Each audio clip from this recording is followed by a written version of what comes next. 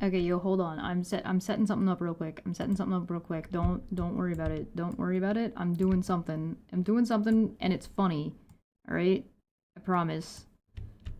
Oh man, come on. A little bit more. A little bit more. There we go. A little bit there. Okay. Hold on. I'm almost done. Just a second. It's worth it. I promise. It's worth it. I swear. I promise it's worth it.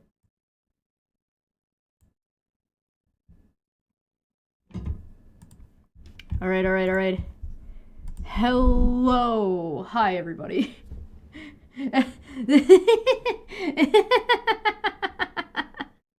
Look, it's the funniest joke. It's a picture of me sitting behind me.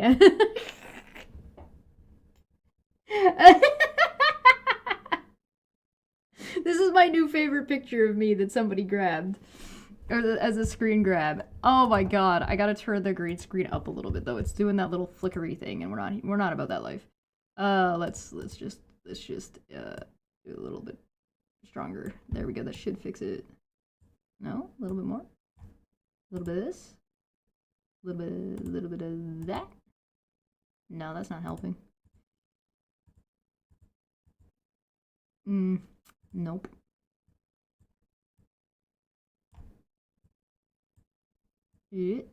Oh, no. Let's not make the screen super pixely. We don't want that. Nope.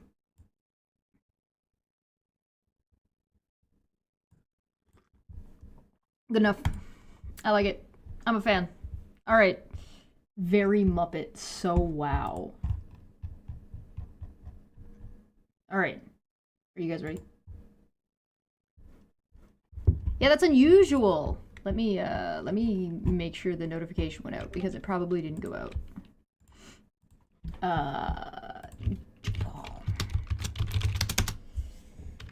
We live. I mean, it's also possible that nobody fucking wants to read this goddamn piece of shit document, which, you know, that would be fair. That would be fair. Nobody wants to read this piece of shit document. Hey, Jason's here. Okay, yeah. No, people are gonna filter in. It's just gonna take a hot minute for people to show up.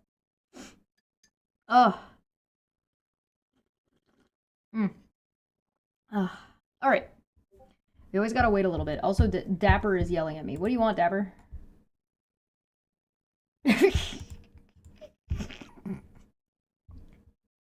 I'm live, man. I'm live. You can't just send me shit like that.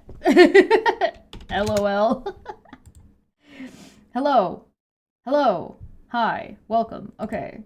Sorry, I'm a little bit slow today. You'll have to forgive me. I am a little bit dead-brained at the moment. I'm a little bit out of sorts.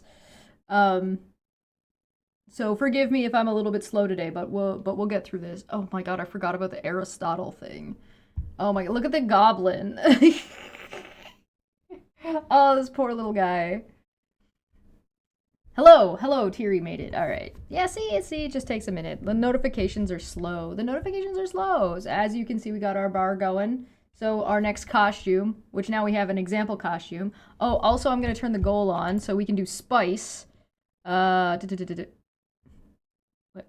I forget that the goal is in a different spot than like everything else, and that's stupid. All the colors. 2 hours.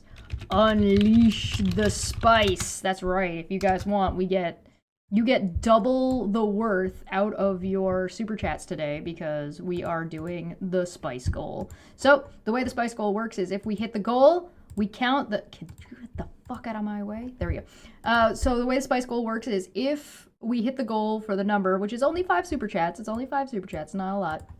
I will count the number, we will pick out one of these spice bottles, and I will be taking a shot of that spice. The spice must flow. Also, the way this one works, any super chat will be going into this counter, and once that counter hits enough, once it fills up, we get a costume for the next Dumbfuck Friday. And we have multiple costumes to choose from, and I let you guys pick the costumes. The costumes that we have on deck right now is you get this was the cow costume. So you can pick the cow costume again. You can pick the bunny costume. There is a sloth and there is an Eeyore. So you can choose any of those. If you have something else that you want to try or suggest, we can certainly give it a shot.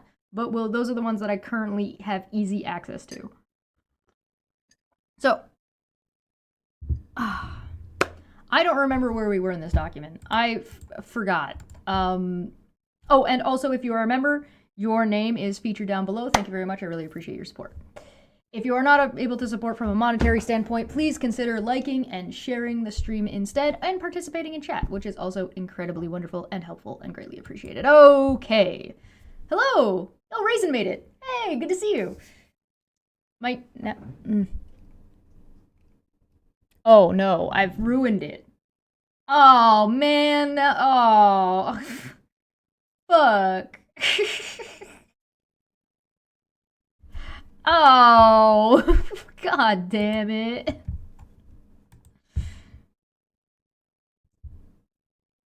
Boo. Boo.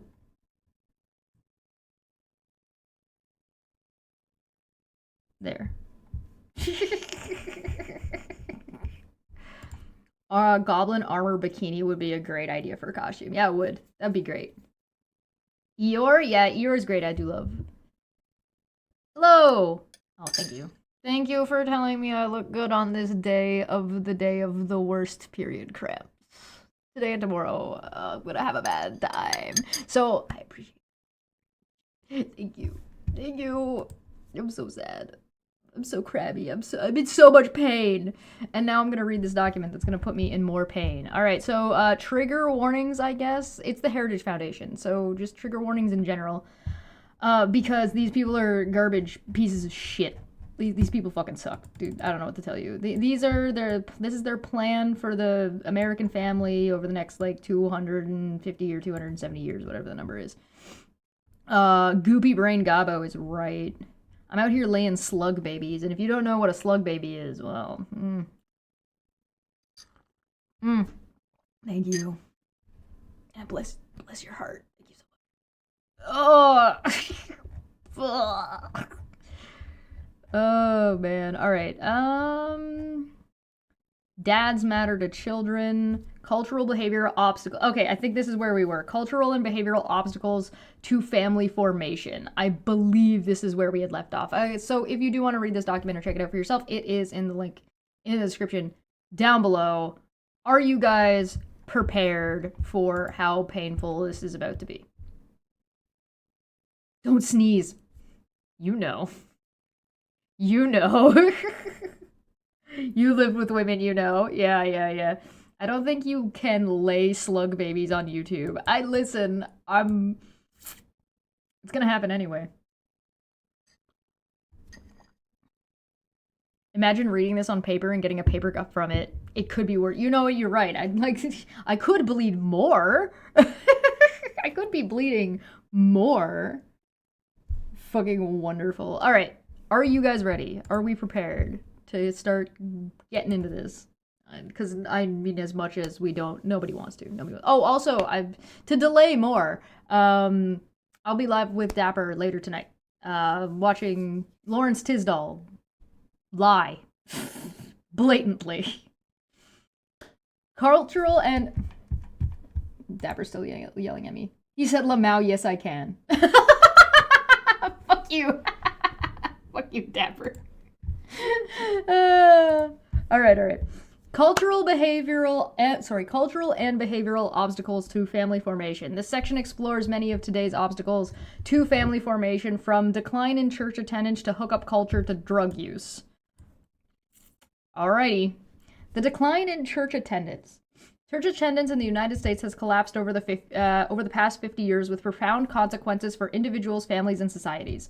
You will probably also note that they are only talking about the Christian church, and like, I don't know what the spectrum they're using is. I guess we could look at the citation. Citation is the decline in religious service attendance in the United States over the past 50 years, Heritage Foundation back. So they're citing themselves. But they're not exactly telling us Or making it easy. Conservatism report, the great... Can I... I'm gonna try... I just want to see what their metric is for, like, what religious foundation they're, like, looking at. Because I'm suspecting... I have a sneaking suspicion that they're only counting some churches. So this is the link. I'll give you guys the link as well in the side chat, so if you want to look yourselves, and go for it. Whoever the fuck this guy is, I don't really care. Key takeaways, blah blah blah. I just want to see. These are not reports. Stop calling these reports. Adhere to religious values. I just want to know.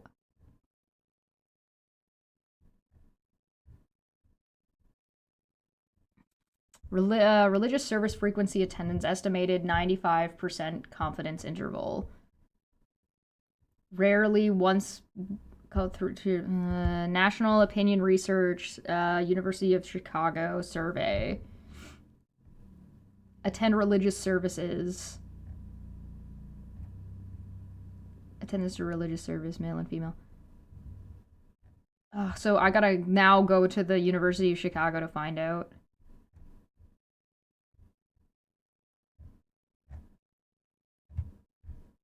Okay, well, this is already too much work. Anyway, self-citation is always indefensible. I think if you're gonna self-citation, because they're self-citationing, and then their citation to themselves is a citation to another thing, but only for the graph. So, like, they could have just done the graph, but even then I don't think, like, it's this bad. It's just bad. It's a faux pas, let's say. Also good to see you, Ding. Right, in 1975, over a third of American adults attended service weekly. Today, that figure has fallen to just over 1 in 5. See chart 11. Almost half of U.S. adults now rarely or never attend, a doubling since the... almost never... Rarely or never attend. A doubling since the mid-1700s.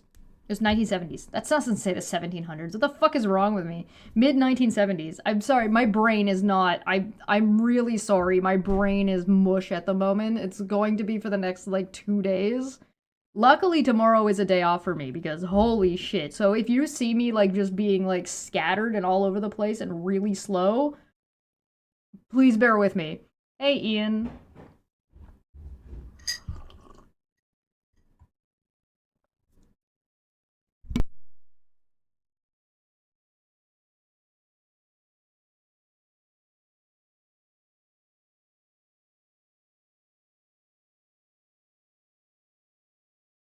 I thought one of my roommates fell down the stairs. They're okay. Everything is okay. All right. Almost half of in the 1970s. The decline is evident across every major demographic: men and women, young and old, married and unmarried, black and white, and Hispanic, and especially those with less formal education.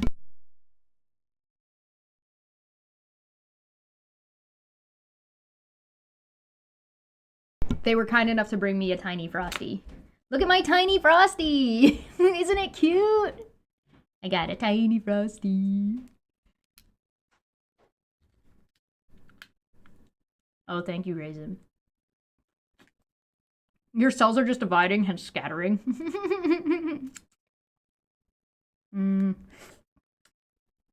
Alright. Especially among those with less formal education.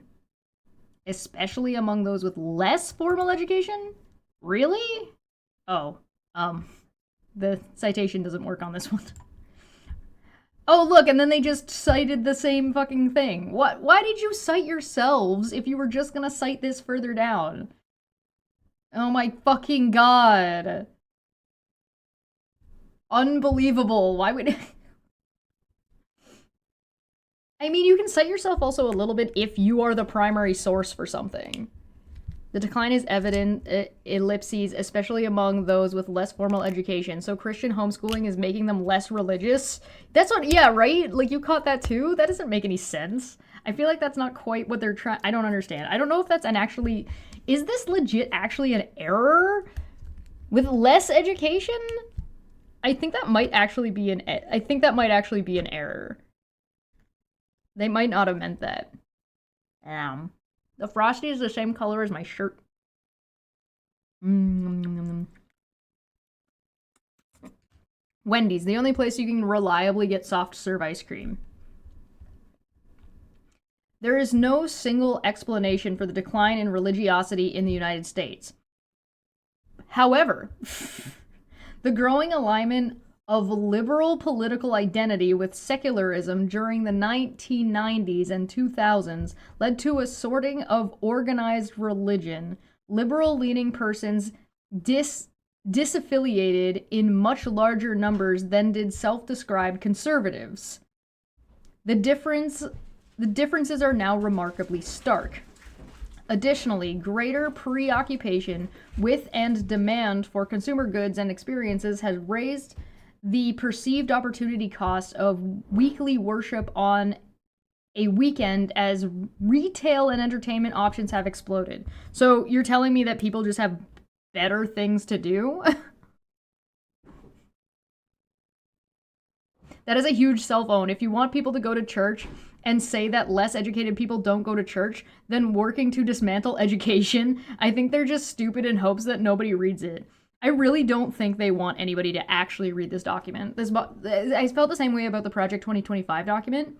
The way it's so long-worded and long-winded and like just blathers on and on and on and on. Like, the intent seems to be just to bore you with bullshit so you go away and don't actually read the whole thing.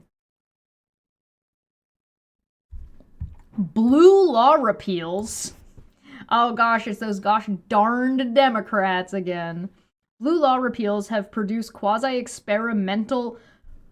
What? Blue law repeals have produced quasi-experimental evidence that when secular substitutes become more accessible, attendance and church giving drop, suggesting that a restoration of blue laws could have a restorative effect. Oh. Okay. Guys. Guys. What do you think a blue law is? How do you think they define a blue law? Because this is a new term. They haven't used that at all in this document so far. Is a blue law a law that's been proposed by Democrats? Blue laws are Sunday laws, making stuff close on Sundays and stuff. Oh, that's what a... Okay, thank you. So blue laws are like, you're legally... So like something like, you're not allowed to sell alcohol before 11 a.m. Would that be considered like a blue law? Is that a good example? Indecency laws. See, I was with Borg here. Is it a law written in blue ink? I've never heard that, I have never heard that, phrase before.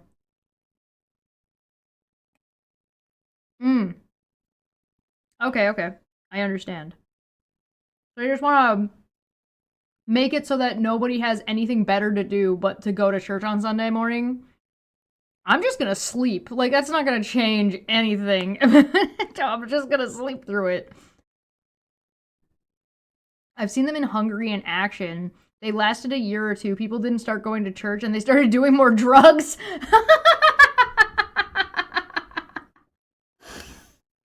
Man, that sounds like it really, really wouldn't work in Canada. Everybody would just stay at home on Sunday mornings, have nothing better to do but drink and smoke weed. On the other hand, maybe we should do that. I don't hate the idea of having like one day a week, having basically everything closed. I actually really thought that things being closed for a long or only open for really short periods of time during COVID was actually kind of nice and seemed to be like a decent thing to have going on, provided like you didn't have all of the other like restrictions. So, and like provided it was planned for, right? So like if everybody got like an extra month, like everybody took February off and then everybody took like, I don't know, October. So you get the whole month of October, you get the whole month of February just to fuck off and do whatever. Spend time with your kids. And then you still get like your regular vacation days and stuff. Like that seems like it'd be pretty good. You would have to plan for it and it would be part of the supply line and stuff. And then you could even maybe stagger them. So like not everybody got it off all at the same time. And doesn't France have like barely anybody is like working in the summertime or something? Something crazy going on? I don't know, I think that's interesting. But I don't think it's going to make people go to church. Like, it's not going to do the goal that they want it to do, but I don't hate the idea of, like, literally everybody just getting a day off once a week. I don't know if Sunday is the best day to pick, but whatever. It's really going to fuck up your economy, though, and these people like to sacrifice the elderly to the economy, or literally anybody to the economy. The great economy god.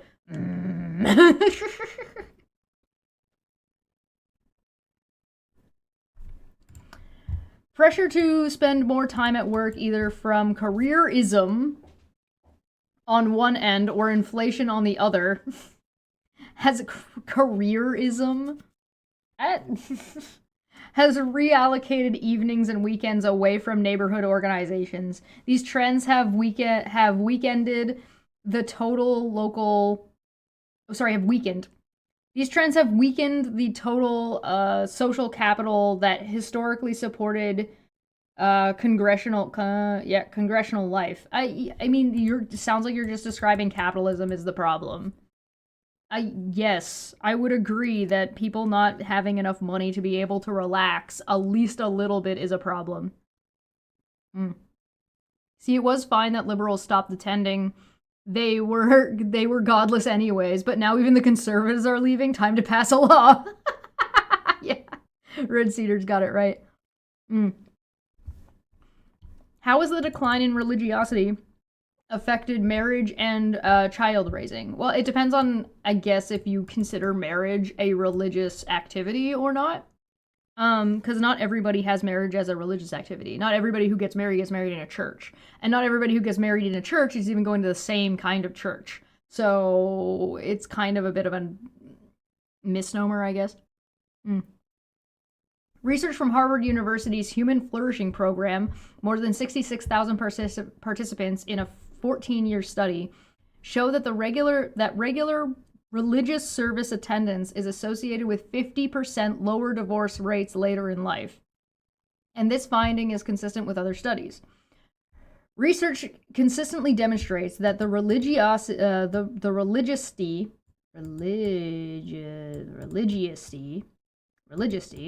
of parents is associated with a range of benefits for children's psychological and social development.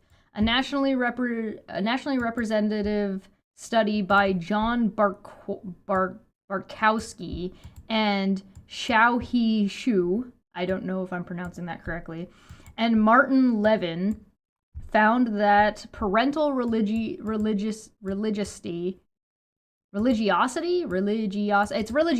I got there. Religiosity was significantly associated with enhanced psychological adjustment, greater self-control, better social competence, and lower levels of internalized and externalized behavioral problem among kindergarten-age children as related by both parents and teachers. Okay. Religiosity. I'm stupid. Please, I'm just very dumb today.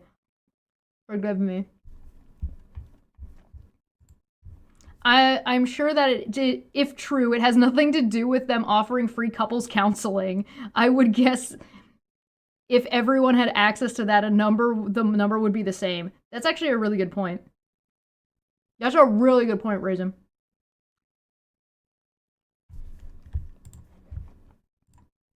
Get out of here.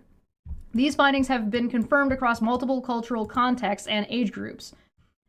Are they consistent around what kind of religion? Because that would be a reason to want to have freedom of religion, right? Right? No? Religiosity 2 is my favorite Police album. Like the Police, like Sting the Police. Man, I used to listen to them, so it's been a while. The effect seems to run both ways. Adults who report stronger childhood relationships with both mother and father are likelier to attend regular religious service and exhibit higher perceived social trust later in life. As for family formation, regular church attendance increased the odds of marriage for men and women of all ages, races, and ethnicities by at least 2/3. I mean, I guess. I mean, that seems like it makes sense to me because religion has a lot of like that you should get married, and it's kind of part of a lot of the dogma, or at least like culturally part of the dogma in most religions to like get married, have kids, settle down, and as part of the church and community, da da da da da. So it makes sense that like people who aren't as religious don't value or don't have as much social pressure, I should say. I shouldn't say value. Value is the wrong word. Do not have as much social pressure from the people around them to get married. Right? As for family formation, regular church attendance increases the odds of marriage for men and women of all ages, races, and ethnicities by at least 2/3. Married church-going Americans across denominational and racial classifications are more likely to describe themselves as very happy than are their non-religious counterparts, including a higher sense of well-being in times of financial difficulty. The citation for this is thechristianpost.com. News church attendance key to marriage success, researchers say. What? That's funny. These are not proper citations. These are not studies. They're not citing studies here. They're studying op-eds. They're citing op-eds, basically. The next one is, does religious affiliation protect people's well-being? Evidence from the Great Recession after correcting for selection effects. Journal for the Scientific Study of Religion, Volume 6, Number 2. Page 252 to 273. From the Depression? You're not really using a fucking recent source, are you? Jesus Christ. At least this one seems to actually have been a study of some kind. Well, it would mean it was published in the Journal for Scientific Study. That doesn't mean it was actually a study. It means it was an opinion piece, potentially that does cite studies. I don't know if it does because I'm not looking at that right now. There is also a strong positive link between religious participation and birth rates, with religiosity engaged people and couples having significantly high total fertility rates than secular populations. Yeah, because you teach abstinence only. When I was in high school, the high school in my area that had the highest teen pregnancy rate was the Catholic school. Because of course it did. Because of course it did. Because they didn't properly teach sex ed. This is the same fucking group of people who are like, condoms are bad and family planning is bad. So yeah, of course they have fucking more kids. Duh. Churches were also a big part of community building. Yes, correct. Data from the National Survey of Family Growth from 1982 to 2019 show that fertility rates among weekly attending religious Americans have never dropped much below 2 children per woman. Not per family. Just 2 children per woman. Not per wife. That's funny. Well, fertility among non-religious women fell below 1.5 by 2019. For example, Catherine Paul Pakaluk's study of 55 college education American mothers of 5 or more children found that religious commitment was the consistent explanation for their choice to have large families compared to the national average. Yes, that makes sense. Again, we're back to it's part of the cultural dogma of Christian nationalism and a lot of Christian stuff in the United States to encourage having lots of kids. So there's a lot more social pressure to do so. I don't know why this is a bad thing, though. The data are strong that religious people are more likely to get married, marry earlier, divorce less, have more children, and beneficially influence their children's social development. Sure, let's pretend that's true. They're basically like, it's just Sunday school. Oh yeah, by the way, are we counting that Sunday school is basically free daycare for a couple hours? Maybe if everybody had access to free daycare for a couple hours, the kids that are non-religious might actually get more stuff too, right? Hmm. Maybe? No? You just drop your kid off for a couple of hours and you get to socialize with some other adults for a little while? That does sound like it's a healthy thing. Like, to me, that sounds like a really healthy thing that would greatly benefit society. Why does it have to be religious though? What's the religious part, like the religious aspect of it that's actually beneficial? Outside of like an individual level. I know that there are people who do benefit from personal beliefs and religion, and that's fine. I'm not questioning that. I'm just saying on a society scale. Oh yeah, Wednesday youth groups, which is again, here's a thing to keep your kids fucking busy for a few hours so the fucking adults can go and socialize or even just have time to themselves. It's almost like these are good things, but having them exclusively be religious is a little bit detrimental.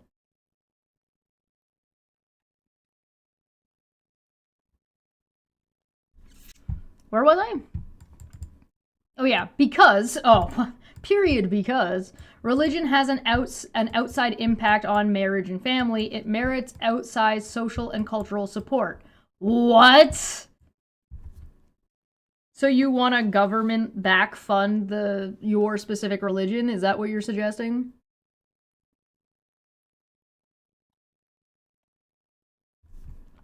One of the biggest impediments that religious Americans must confront, however, is widespread cultural and government enforced secularism.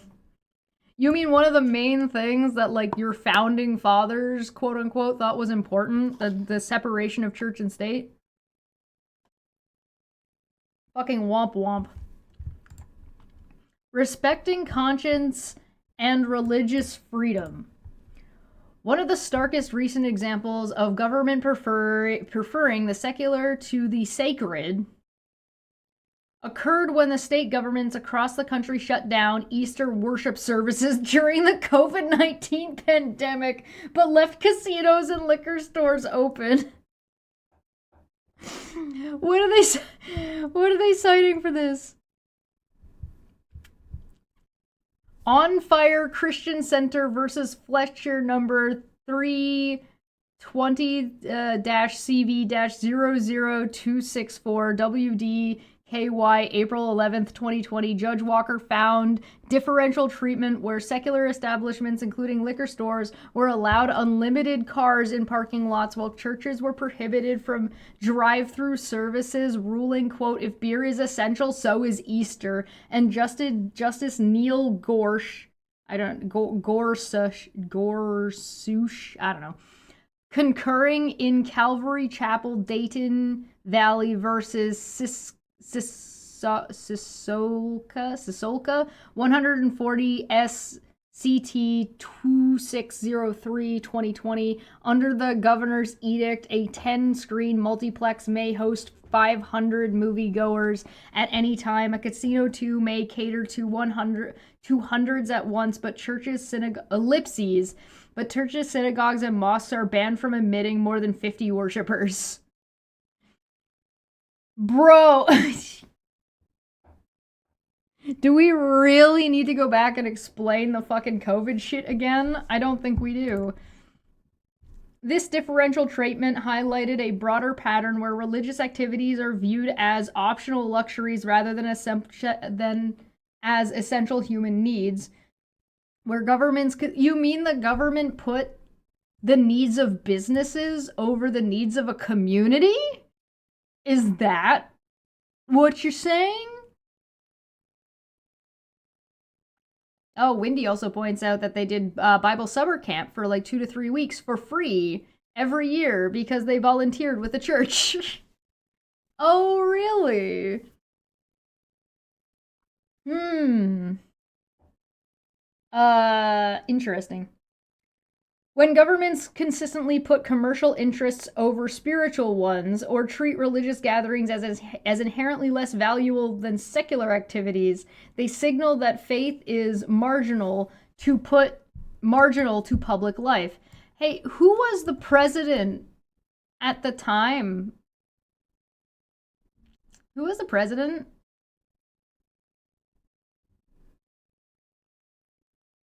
Guys, anybody? Anybody in the chat know who the president was at the time when this happened? Such policies not only violate principles of religious freedom, but also no, they do. But also also undermine the very institutions that research shows contribute to social stability, mental health, and civic engagement. So here's the thing. I'm just gonna point it out real quick. Socializing during a pandemic is incredibly fucking dangerous, you numpties. Socializing during a pandemic causes people to die and puts people in danger.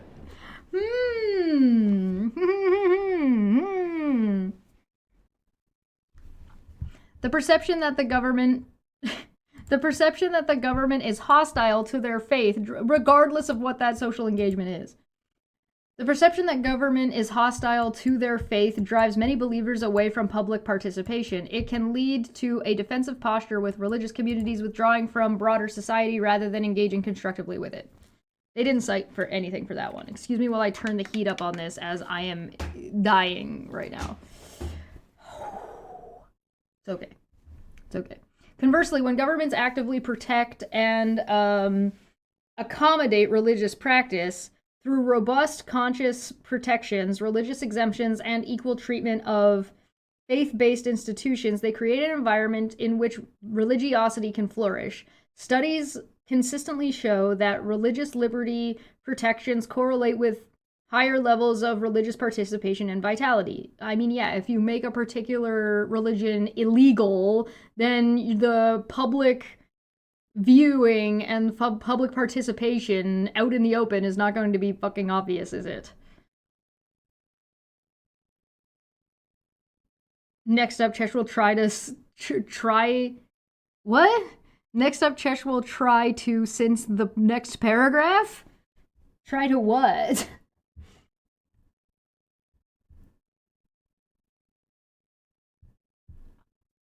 What am I trying to do? I'm struggling.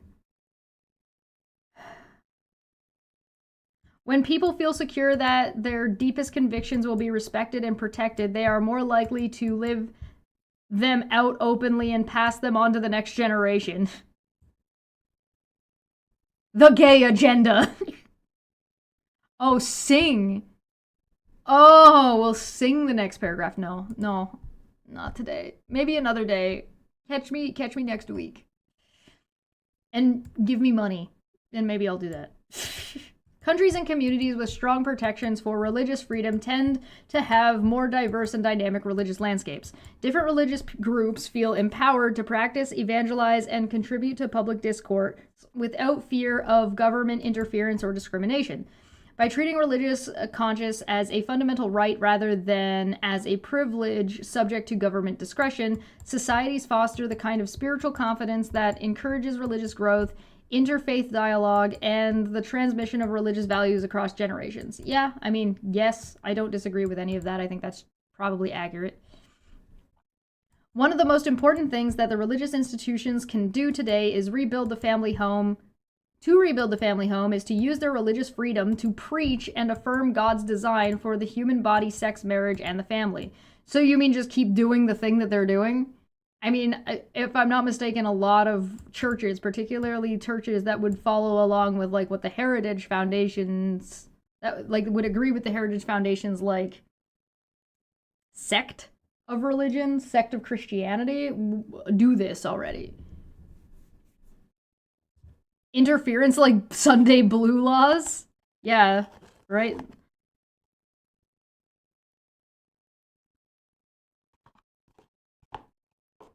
It's almost like their document is a little bit self-contradictory. How about just build a home?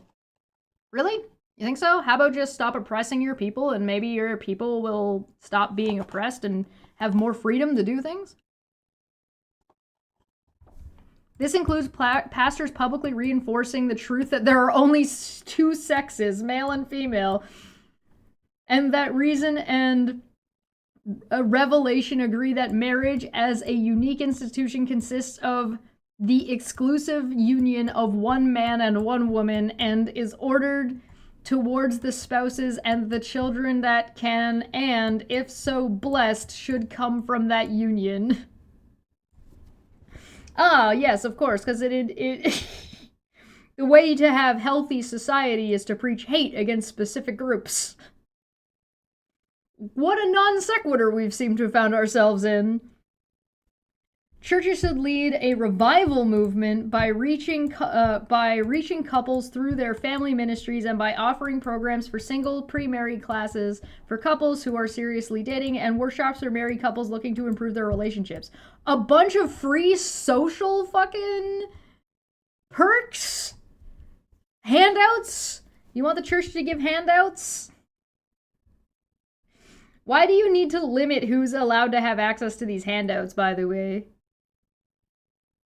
They haven't been reading the Bible. Oh, clearly. Who does stuff like reading the Bible? Oh god, how long is this? Oh my god. Oh, it's too long! Oh, they start talking about porn! No.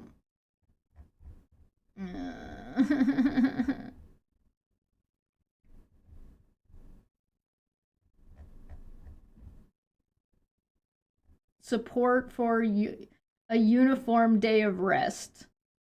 As zoning laws allow a community to determine where one can operate businesses, blue laws reflect the social judgments as to when one can open certain businesses. In the case of McGowan versus Maryland, 1961, the Supreme Court held by an 8-1 vote that Sunday closing laws that include the purpose of providing a uniform day of rest are constitutional and can accommodate the fact that the majority of people who take the day of rest for religious reasons do so on Sundays.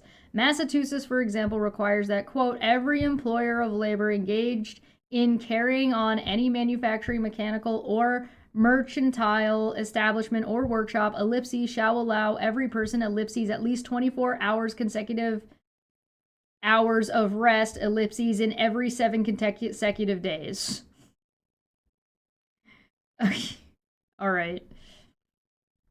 Day of rest laws limiting commercial activity are usually found in less densely populated countries.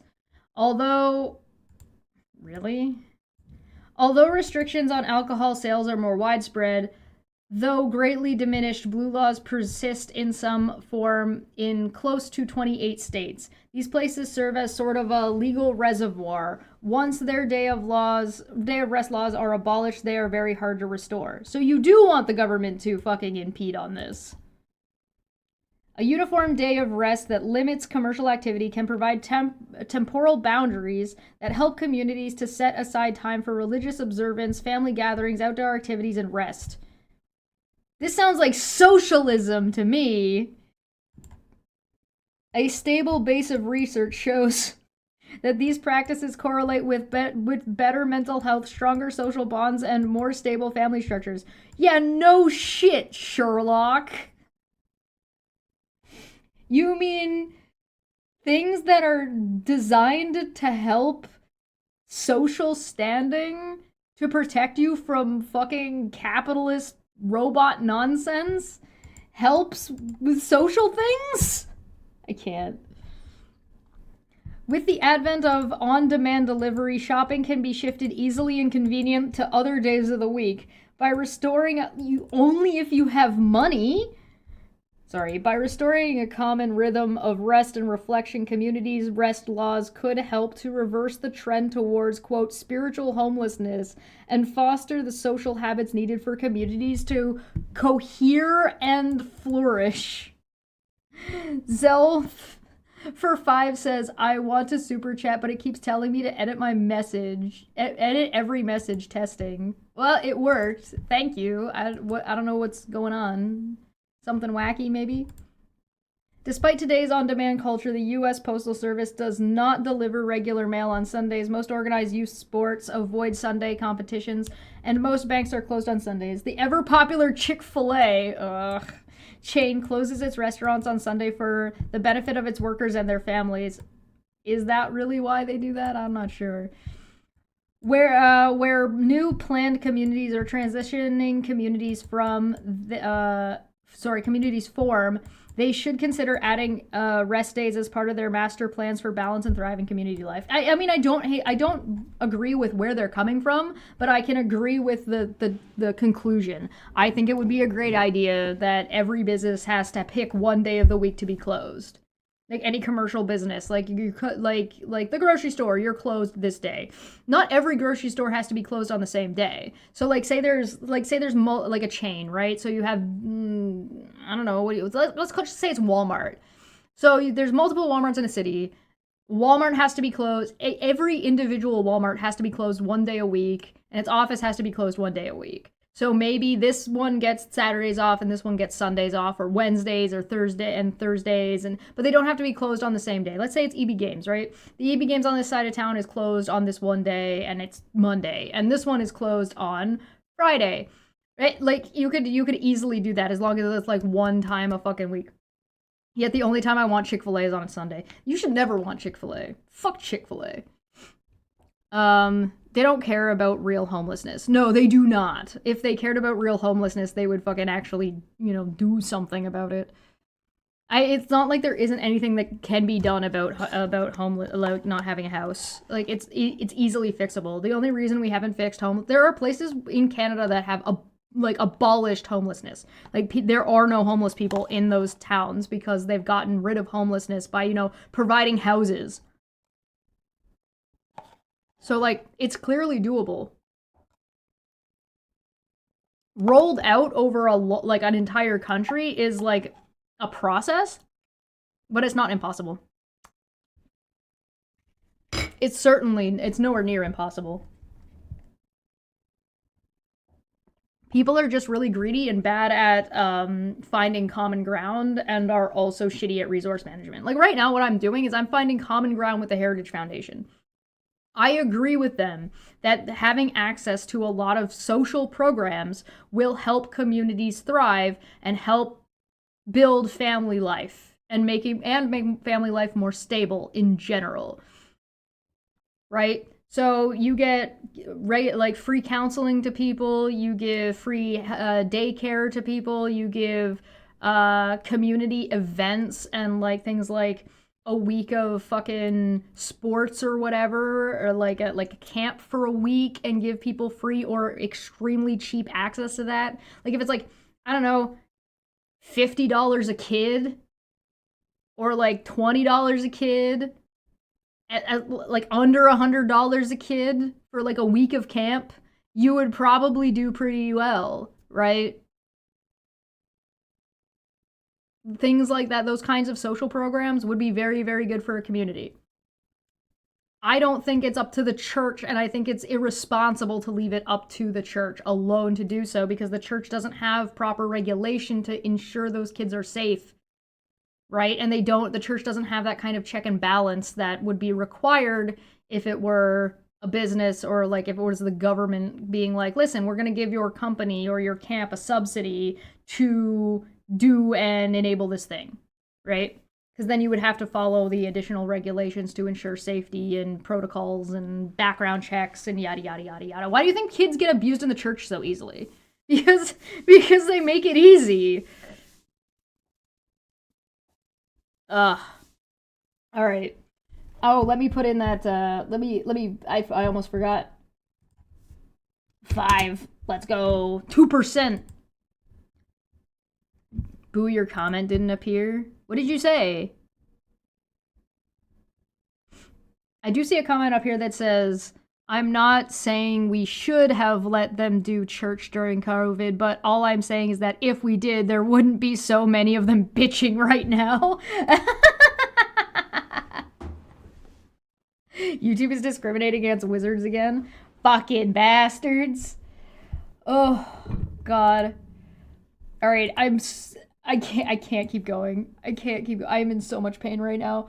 I have to stop there, and I know it's only been an hour. I'm really sorry. I can't finish this section. I hurt a lot. I'm dying. I'm dying. I'm sorry. This is as long as I can stream today. Forgive me, Father. Forgive me, Daddy. I've been naughty.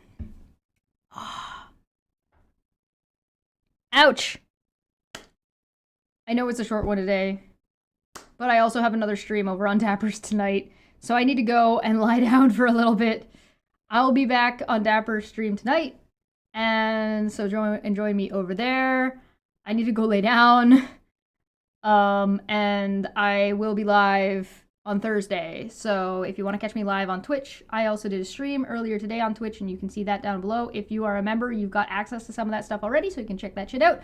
And I will be live Thursday morning to do art. Also tomorrow there is a premiere coming out, so I will be there for that. So if you want to go and check that out, it's a good time. We had some fun. The weakness of the flesh, I know. And then I will also be live, watching more of Gavin Newsom about geopolitics and people's opinions about other countries' opinions about America on Thursday. It's the Volcano Show on Friday over on Debate Hub if you're interested in that, and I'm still confirming about rescheduling the philosophy episodes. So, and it's Rum and Coke on Saturday. Thank you so much for joining me. I have to go and lie down. I appreciate it. Thank you for being patient with me today, and I will see you on Thursday, or at the premiere, or tonight. Bye-bye.